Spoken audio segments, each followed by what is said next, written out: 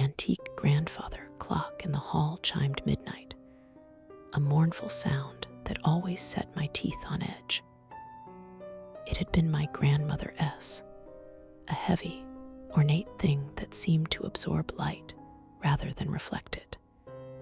Tonight, however, the familiar chime was followed by something else, something entirely alien.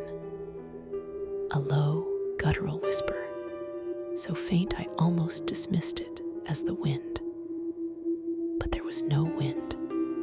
I was house-sitting for my parents, alone in their sprawling, ancient home, and every creak of the floorboards, every rustle of leaves outside felt amplified.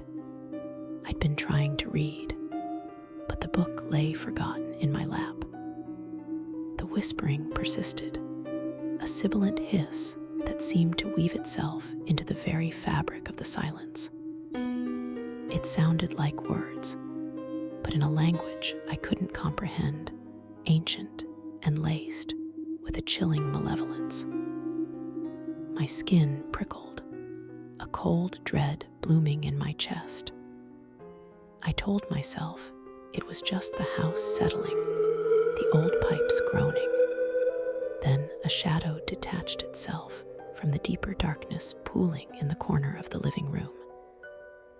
It wasn't a natural shadow cast by the moonlight or the dim lamp on the side table. This shadow was solid, impossibly black, and it moved with a disturbing fluidity, as if it were unmoored from the laws of physics. It elongated, stretching towards me like a predatory tendril. My heart hammered against my ribs. I couldn't scream. My throat felt constricted, my breath stolen. The whispering intensified, now sounding like a chorus of unseen voices, all speaking at once, a cacophony of distorted snarls and mocking laughter. It was then I saw it, or rather felt it. A palpable sense of something ancient and hungry observing me, its gaze a suffocating weight. The shadow coalesced, taking on a vaguely humanoid form, though it lacked any discernible features. It was a silhouette of pure dread, a void in the shape of a man. It drifted closer, the whispering now a tangible pressure against my eardrums. I could feel its intent, a primal urge to inflict suffering, to consume. I scrambled backward, my chair scraping loudly against the wooden floor. The movement seemed to agitate the entity. It lunged, not with speed, but with an unnerving, effortless glide.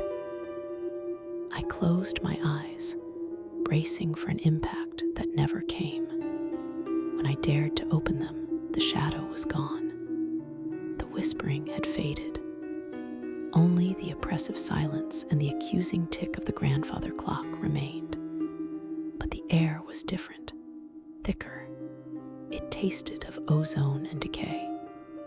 And on the floor, where the shadow had been, a faint, shimmering residue pulsed with a faint, unholy light, like residual embers of an inferno. I knew, with a certainty that chilled me to the bone, that I had not been alone. And whatever had been there, it had left its mark.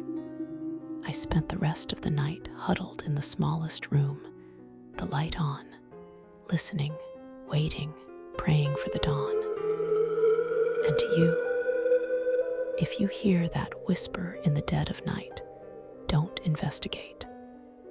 Whatever it is, it's hungry.